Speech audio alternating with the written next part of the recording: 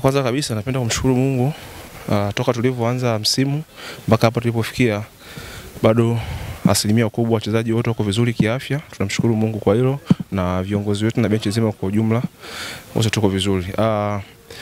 Zumuni na malengo yetu toka tulivyoanza msimu ni kuweza kuifikisha timu katika nafasi nzuri katika msimamo wa ligi, na tunamshukuru Mungu tuko katika sio nafasi mbaya sana, lakini kwa sababu bado ligi bado haijaisha na tumebakiza michezo miwili, kwa hiyo tunatarajia kuweza kuiacha timu au kuifikisha timu katika sehemu nzuri zaidi katika msimu huu. Ni kweli mshambuliaji yoyote anapimwa kwa nafasi anazozitumia katika viwanja vya mechi.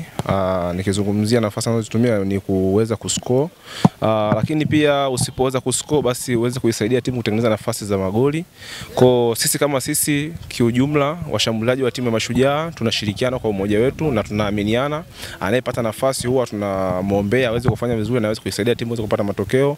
Hivyo asiyefunga anakuwa ameshiriki katika kumsaidia anayefunga ili kuweza kuifanikisha timu iweze kushinda kupata matokeo.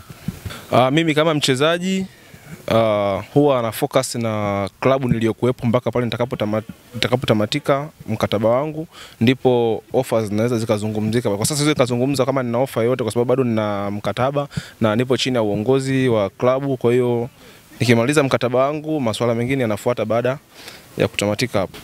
Nafikiri timu toka ilivyoanza msimu ilikuwa inapambana, na sio timu yetu tu, ligi nzima kwa ujumla timu zote zilikuwa zinapambana kuweza kuzisaidia timu zao kukaa katika nafasi nzuri mpaka kufikia katika hatua ya kuwa katika mstari wa playoff. Manake ni mmezidiana katika upambanaji. Kwa hiyo tuliweza kutuliza vichwa na tukaamua kuendelea kujitoa zaidi, tusibira kukata tamaa, na tukaweza kuisaidia timu yetu mpaka kutoka katika mstari wa playoff. Kiujumla ligi ina ushindani mkubwa, na ligi imekuwa bora na imekuwa ligi nzuri kwa sababu hakuna kilabu ambacho kina mchezaji wa kiwango cha chini. Vilabu vyote vilifanya usajili mzuri, kwa timu zilikuwa zina ushindani mzuri. Hivyo ligi iliweza kuwa bora zaidi kwa sababu kila mechi unayokutana nayo ilikuwa sio mechi rahisi ambayo unaweza kaizungumza kama unaweza kupata matokeo kirahisi, kwa sababu kila timu ambayo inakutana na timu nyingine lazima iwe imejiandaa vizuri kimbinu ili kuweza kuikabili timu yako, kwa sababu timu zote zilikuwa zina shabiana viwango vya wachezaji. Sisi kama wachezaji huwa tunafuata maelekezo ya walimu na huwa tunafanyia mazoezi kila kitu katika mechi zetu ambazo ziko mbele, kwa sababu kila mpinzani anapokuja haji sawa na mpinzani aliyepita au atakayefuata.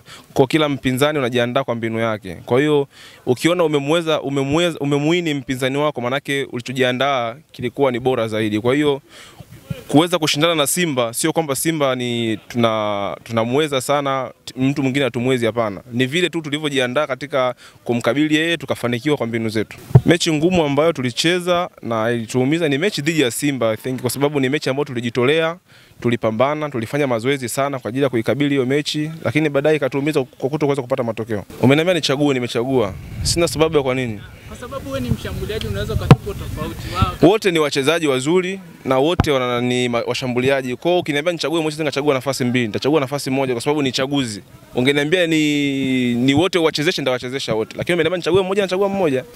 Mimi kama mchezaji kila ninapotamatisha msimu huwa nakaa narudia mechi zangu, naangalia makosa, naangalia mazuri, kwa nazidi kujifunza zaidi. Kwa kadri misimu inavyozidi kwenda nazidi kuwa bora zaidi, kurekebisha makosa yangu ambayo nayafanya, kwa sababu natamani niwe bora zaidi. Kwa ninapokosa nitajifunza.